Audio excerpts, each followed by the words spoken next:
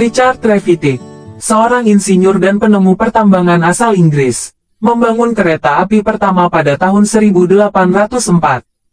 Sejarah perkeretaapian di Indonesia dimulai ketika pencangkulan pertama jalur kereta api Semarang-Vorstenlanden, Solo Yogyakarta, di Desa Kemijen oleh Gubernur Jenderal Hindia Belanda Mar. L.A.J. Baron Slot van de Biel tanggal 17 Juni tahun 1864. Pembangunan dilaksanakan oleh perusahaan swasta Nederlands Indische Spoorwegmaatschappij (NISM) menggunakan lebar sepur 1435 mm. Sementara itu, pemerintah Hindia Belanda membangun jalur kereta api negara melalui Staatspoorwegen (SS) pada tanggal 8 April tahun 1875.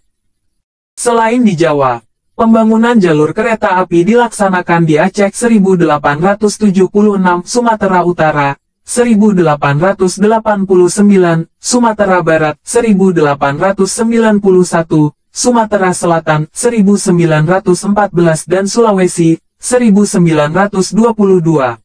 Sementara itu di Kalimantan, Bali, dan Lombok hanya dilakukan studi mengenai kemungkinan pemasangan jalan rel, belum sampai tahap pembangunan. Sampai akhir tahun 1928, panjang jalan kereta api dan tram di Indonesia mencapai 7.464 km dengan perincian rel milik pemerintah sepanjang 4.089 km dan swasta sepanjang 3.375 km. Setelah Indonesia memproklamasikan kemerdekaan pada tanggal 17 Agustus tahun 1945, beberapa hari kemudian dilakukan pengambilalihan stasiun dan kantor pusat kereta api yang dikuasai Jepang. Puncaknya adalah pengambil alihan kantor pusat kereta api Bandung tanggal 28 September tahun 1945, yang kini diperingati sebagai Hari Kereta Api Indonesia. Hal ini sekaligus menandai berdirinya Jawatan Kereta Api Indonesia Republik Indonesia, DKARI. Berdasarkan Perjanjian Damai Konferensi Meja Bundar KMB, Desember tahun 1949, dilaksanakan pengambilalihan aset-aset milik pemerintah Hindia Belanda. Pengalihan dalam bentuk penggabungan antara DKARI dan SSVS menjadi Jawatan Kereta Api, DKA, tahun 1950. Pada tanggal 25 Mei DKA berganti menjadi Perusahaan Negara Kereta Api, PNKA.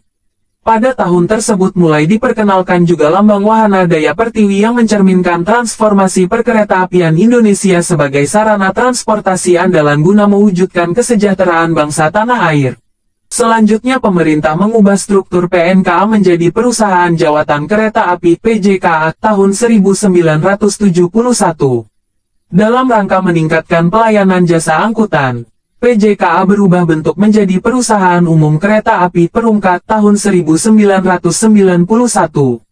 Perumka berubah menjadi Perseroan Terbatas, PT Kereta Api Persero tahun 1998.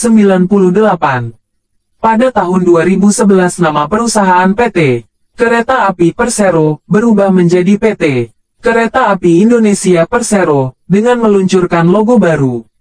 Mulai dari 2019, layanan perkeretaapian RI bertambah satu yakni MRT Jakarta.